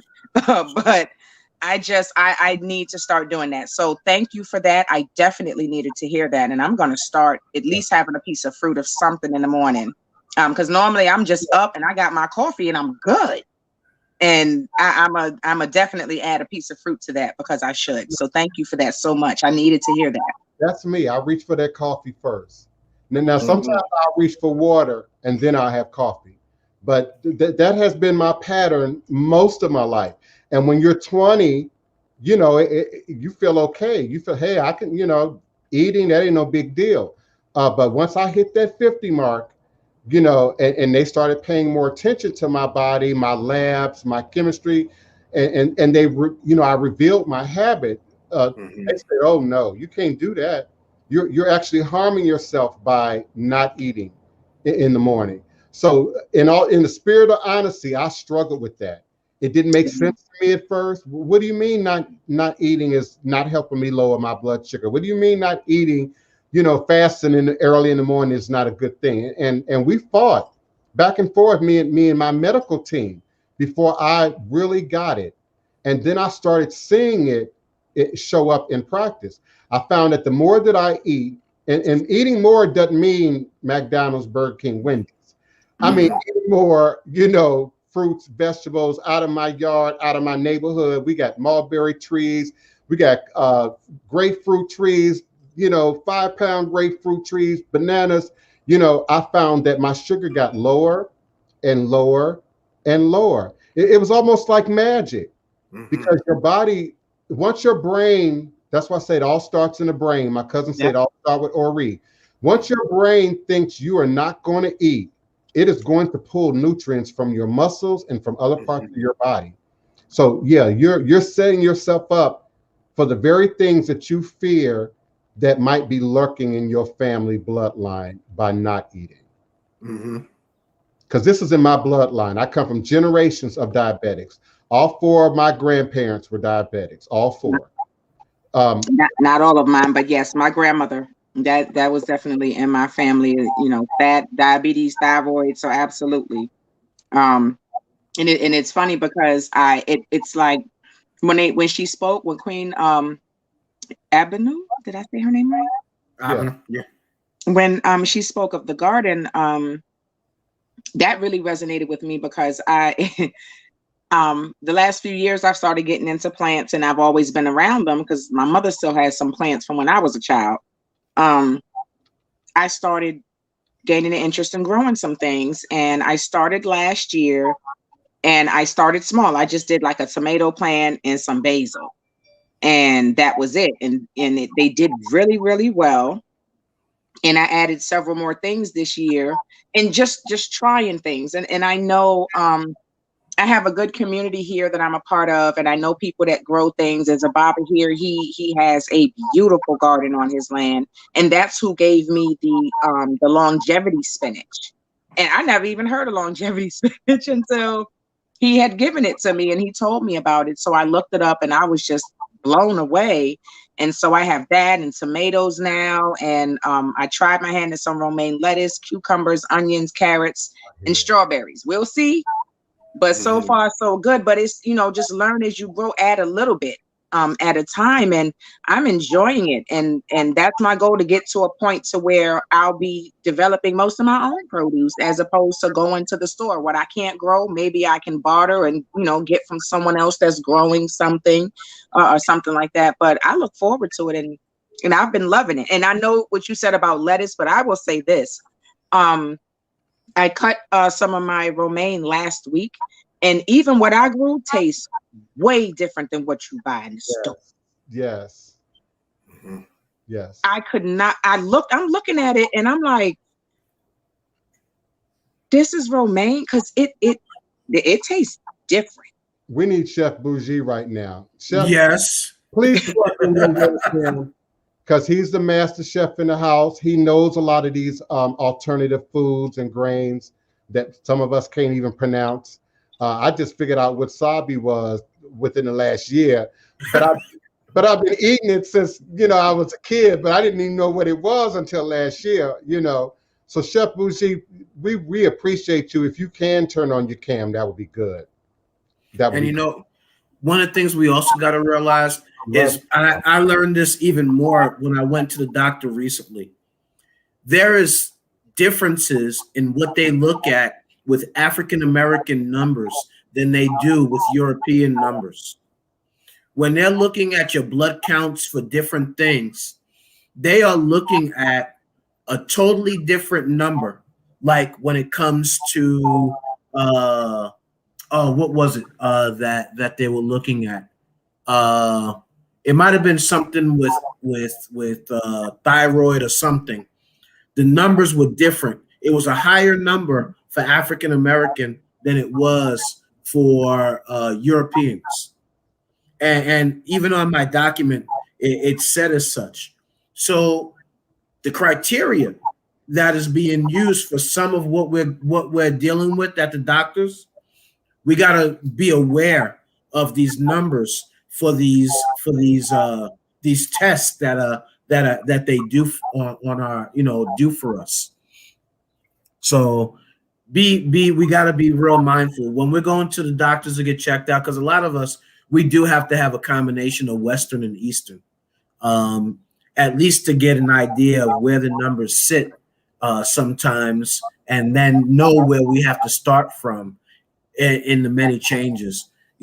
Chef talked about CMOS, and I will say this: I felt significantly different when I began to take CMOS.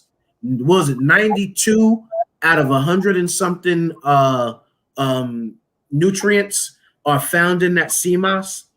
And over time, because you might not feel it right away. Some people do, some people don't. But over time, in taking the CMOS, I've begun to feel different. But I had to drink it with something right behind tasting it, because there's no taste to it. Look at your face. Yeah. Look at the face. Yeah. I feel the same way about coffee substitutes. I got my coffee. Now, my guidance is, as long as I'm drinking double the amount of water, also drink tea in the afternoons. That's when I break out my herbal concoctions. Is in the afternoons. Then yeah, I'm going to hold on to my real coffee. Don't bring no decaffeinated. Don't bring no substitute to my house. It's going to be given away. Okay. I need my real coffee. And there are some oils and benefits to coffee when it is done in moderation. They've done some tests that show some great improvement in terms of people developing Alzheimer's because of coffee. They've done some tests on students studying who had a little peak in their ability to remember and to perform after having a cup of coffee. And I know some people, my cousin might speak to it, who are athletic, who work out, who go to the gym and might have caffeine or a cup of coffee, before they do so. But it can't be the only thing that you're drinking and consuming. And so again, that balance, is critical. We have a generation or more now of people who are just bouncing off the walls. Many of them are underweight, don't have the necessary muscle tone in their body. We say bipolar, they're moving quickly through all these activities, and then a week later, they're depressive. I got a powerful artist friend. I won't say what state. It might be too much information, but great artists. I mean, powerful artists. But then, there's this post positive quotes, happiness, longevity. And then there's these suicidal, depressive, why are we here? The world's going to hell in a handbasket, and again, what are we eating? What are we consuming? What are we taking in, to our body? I don't agree with the human body as a guinea pig theory, Anthony. That I just can't agree with. Our body is more like a science lab, and there are indeed rules to that, what we're taking in and what we're eliminating, etc. But I appreciate a lot of your points, and of course your active participation in the chat. And I welcome others to do the same. Now, Chef Bougie, I don't know where you are. It would have been nice if you had popped in. We only got about 14 minutes left in the show. And talk about some of those foods and produce that many people aren't familiar with, have not been exposed to. We would appreciate that. Mm-hmm. Absolutely. I'd like to know what I can mix with. What do you take with sea moss? Because the best one that I had was sea moss and honey together. They had to see, and there's some that make sea moss and elderberry. There's some that make sea moss and bladderwrack. There's some that make they combine it in with the sea moss to give it a little bit of taste. And if I don't have it and I have the pure sea moss gel, then I'll do that, and I'll right away either like some orange juice, apple juice, or something just to have some flavor going down. That's what helps. It works for me. It might not work for everybody else, but the sea moss has definitely helped me to feel better. And yeah, Shonda said sea moss smoothies, where you can do it and combine it with the fresh fruit and stuff like that. That way, it won't even taste the difference. Some people do that, I believe, for breakfast. Do a smoothie with fruit and maybe some kale and a couple of other things for breakfast to start the day with all the nutrients. maybe I'll try that, because I've tried. My sister has made it before, and she tried doing it with pineapples and stuff. And I don't care what you mix it with; it tastes like shrimpy pineapple. I couldn't take it. I tried. And I was just like, ooh, it's not for me. But I make, I make elderberry syrup, and I have some in the fridge. My kids take it every day. I do the black seed oil. They take that every day. I have slippery elm up in here. I'm growing peppermint. I know about insomnia, but then making banana tea. It's a whole lot of stuff that I do. And I take all of that stuff. It just, when you get to that sea moss, my throat is like, nope. So I'm gonna definitely try a smoothie. I think that'll be the best way, because I just no, it's healthy, but no, I gotta mix that in some. Yeah, if I understand right, you could put it in regular juice and stuff because there's no flavor, and you can kind of mix it in. It won't make it gooey? I don't know. I've not tried it. I just heard. I don't know. I'd say the smoothie is the best bet. Yeah. Yeah, because the smoothie is going to be thick anyway, if you're preparing it properly. And I even like peppers, green peppers, red peppers, and I'll juice those down into the smoothie, and add a little, honey, and sometimes stevia to it. I like to grow my own stevia, and that. Oh yeah, stevia grow like sage, baby. Stevia is one of the stevia is one of the hardiest herbs you can grow in your yard. It will survive cold temperatures. I'm not going to say it's thick and woody like rosemary, but it has a thicker, coarser constitution to it. And so your stevia will survive cold temperatures. I grew stevia in Wilmington, North Carolina. Which clearly, I'm in Virginia, so I'm sure that'll be fine. Which clearly has winter. Yeah, stevia can be grown, and they used to have them. When Home Depot would bring out their herbs at the beginning of the year, they still got them outside. I'm going to Lowe's now. I gotta go. If they have any stevia left, that stevia tends to go really quickly once people figure out what it is, and how it works. Yeah, I like to sweeten things with herbs if possible. Before I turn to commercial sweeteners or even honey, I try and use stevia or other sweet plants, which Chef Bougie, I'm sure, would agree, takes, a little experience in balancing, what plants go together that sort of add that extra flavor to whatever it is that you're making that, that we might want. So does that work? Does that work better than what is that? The agave? Agave will spike your sugar if you're diabetic.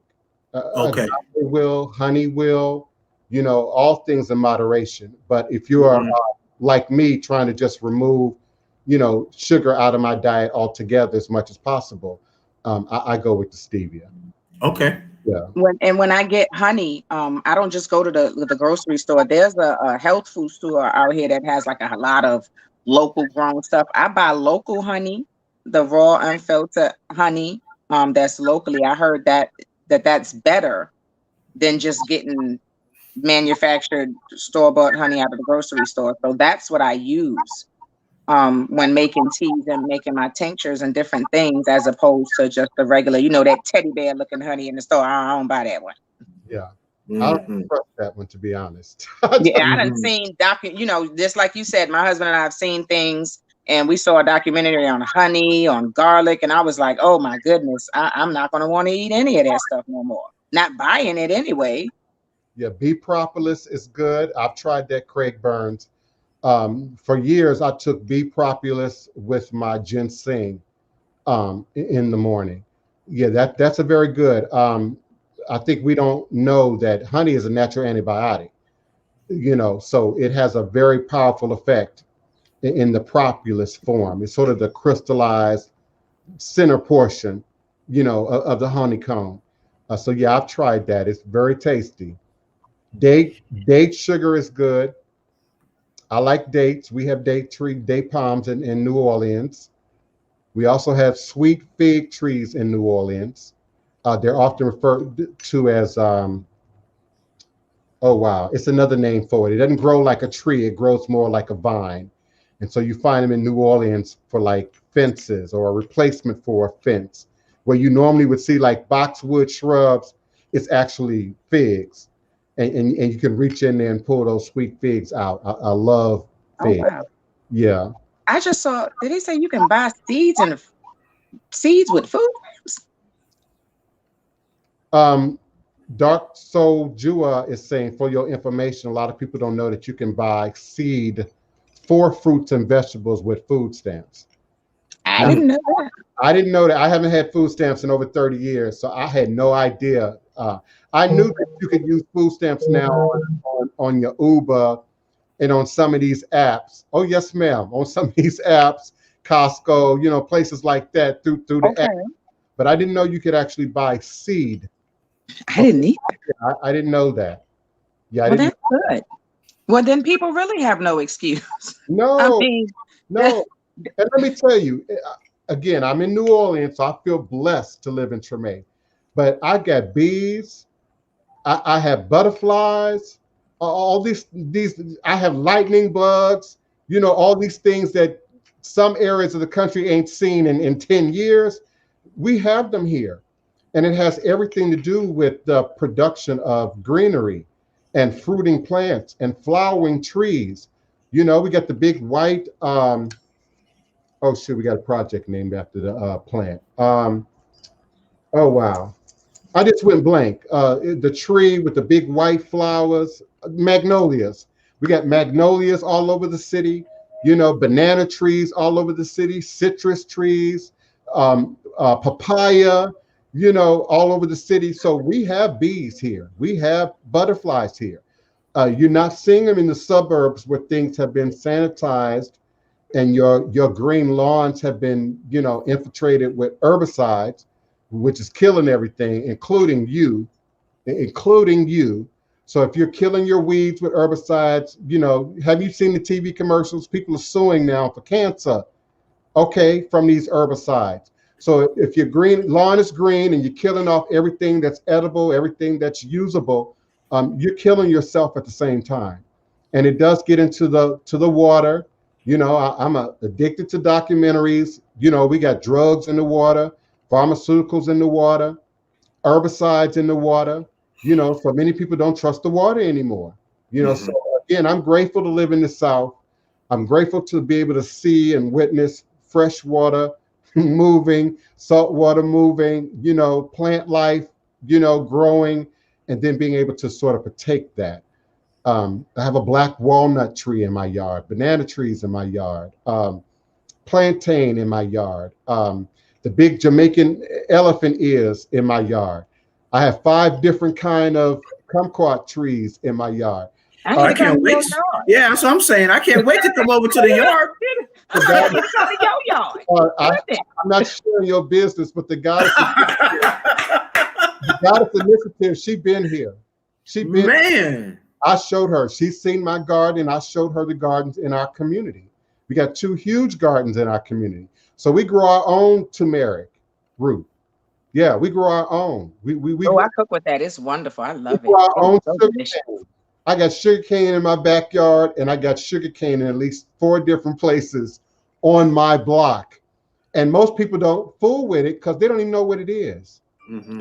Cousin, when we going to Louisiana? They don't even know what it is. Yeah.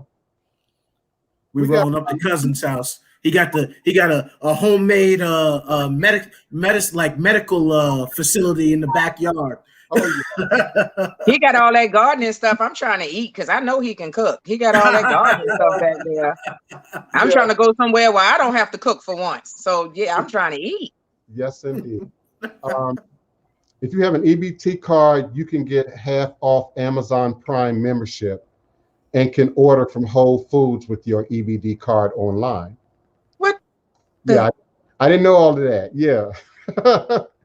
And listen, let's talk about Whole Foods. Now, I'm not here to pick on Whole Foods, but it's still an industrial complex. It's still a part of the commercial, pathway that a great deal of our food comes from. So I heard the Queen talk about, reading labels, and even in produce, I still read the labels. Because if I open up some fruit and it ain't no seeds in it, I won't eat it. I won't eat it. If it don't have any seeds in it, it's a hybrid. It's a hybrid. It's artificial fruit. It's artificial produce. And they're doing it to keep it greener, make it last long in your refrigerator, because they know people aren't eating produce regularly the way they should. So they're tinkering even with your produce at the store. So I agree with the Queen. Get a garden, grow a garden, share a garden. You might plant tomatoes. Your girlfriend might plant spinach. Your boyfriend might plant beans and greens, and create that economy within your community. I'm also grateful to live in the South. Mississippi, Louisiana, Texas, the Carolinas, Georgia, Florida. We still have the watermelon man. We still have the cantaloupe man. We still have the woman selling greens at the side of the road from her land. We still got the old guy selling pecans at the side of the road from his own trees and his own land. So yes, if we just do a little work, okay, so maybe you're not into reading labels. Read some books, study your community, find out who's got a green thumb, find out who's vegan, find out who's already producing, on their land, and let them teach you how to grow on your land. I would be remiss if I don't mention Miss Gloria. Miss Gloria is another one of my distant cousins from Chicago, now here in New Orleans, about the same time as I have been, over 25 years. And she maintains our gardens within our neighborhood. So when I can't go to that end of the block or turn the corner to this end of the block and water the plants, Miss Gloria got that. Or she has a team of young people, and we're always looking for young people to help, to learn, to do a little bit of weeding, to help us do some repotting, help us maintain. Now, she wouldn't mind me saying, Miss Gloria over 70 years old. Okay, but you can't tell. Okay, she moved like a 25-year-old. She got a body like a 25-year-old. Her husband's still very much attracted to her, and she's over 70 years old. But baby, she says the best time of her life is being out there in that garden. She jokes that if she had been a slave and they had to send her to the plantation, to the field, she would have stayed out there all day, because that's how she lived, and she can take that heat. Oh my God, I don't know how she do it. She take that heat, that humidity, and she growing stuff. We got 7 types of mint just on my block. 7 types. And those are the elders. Those are the types of people that the children need to be sitting at their feet. Women like that know about growing food and cultivating things. That is exactly the thing that the youth need. I love it that when I go outside, I know at least 2 of my boys go out with me, and they ask, Mom, can we help you pull some weeds? And they're helping me. They moving stuff. They're carrying bags of dirt for me, moving stuff around, digging up roots and pulling out weeds. They're doing all of that, and they literally enjoy it. And it's time for not just for them to learn. It's a time for connection.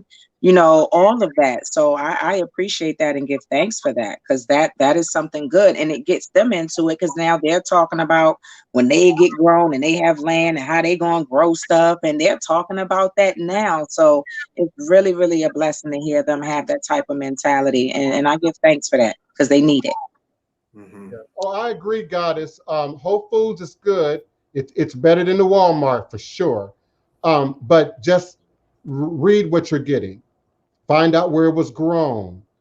If you find out how it was produced, particularly if it's something that you're shopping at Whole Foods regularly.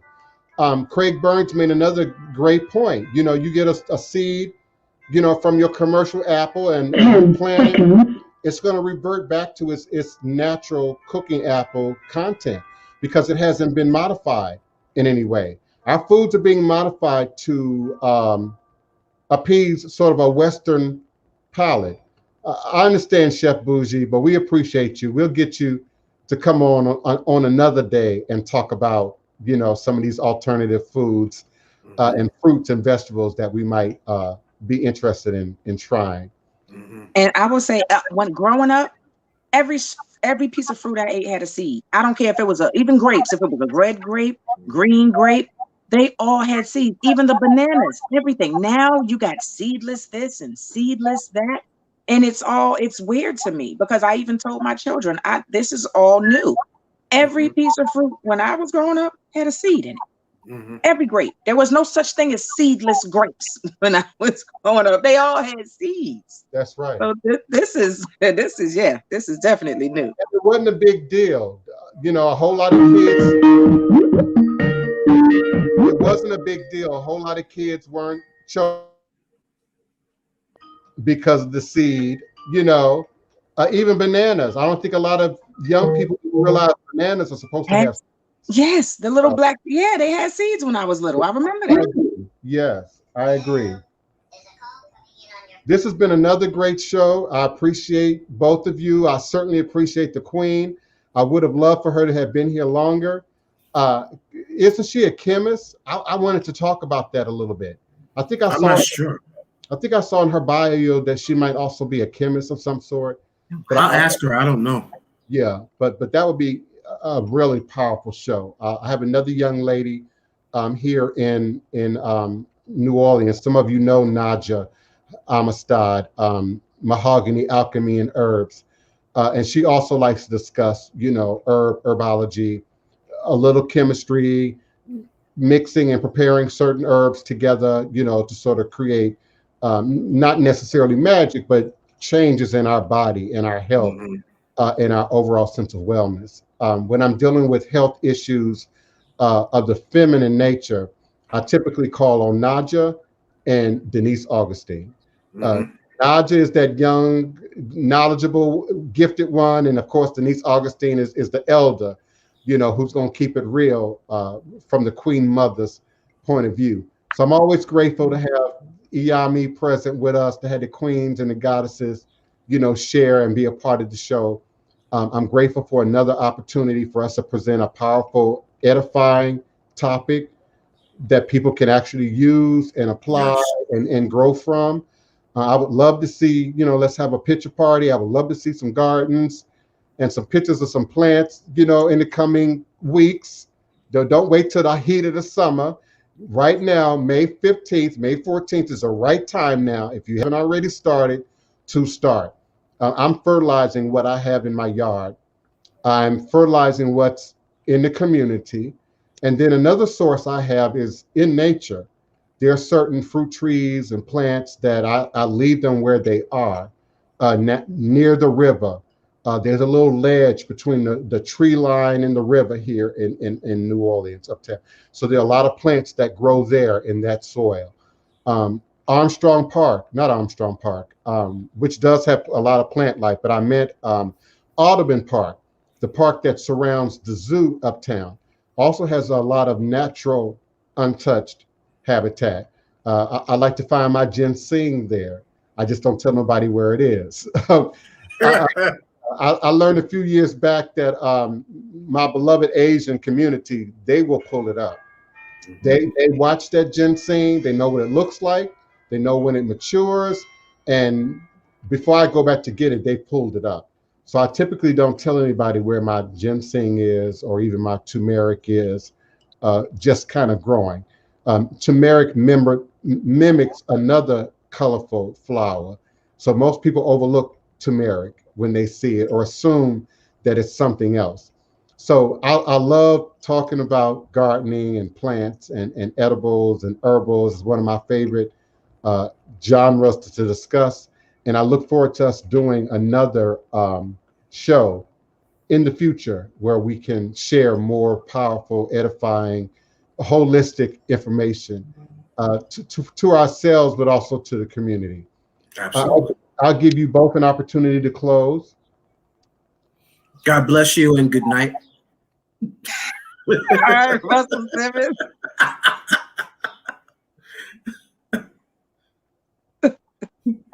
And go ahead, Ian. Otun, are you done? No. Thoroughly. Oh. But I appreciate you all. It's always, to quote you, my divine prince, it is truly a blessing always. Wow, just the positivity and the great energy that has come into my life since all of you have. I give thanks. I'm very appreciative. I always look forward to learning and connecting, and love and blessings to everyone. Yes, and with that, all is indeed and truly a blessing if you can just see beyond the veils. And I look forward to meeting you here again at high noon, U.S. Central Standard Time, on Blog Talk Radio, StreamYard, Facebook, Instagram, Periscope, everywhere we're being viewed and watched at this moment. Odabo, peace and blessings. Odabo. Odabo.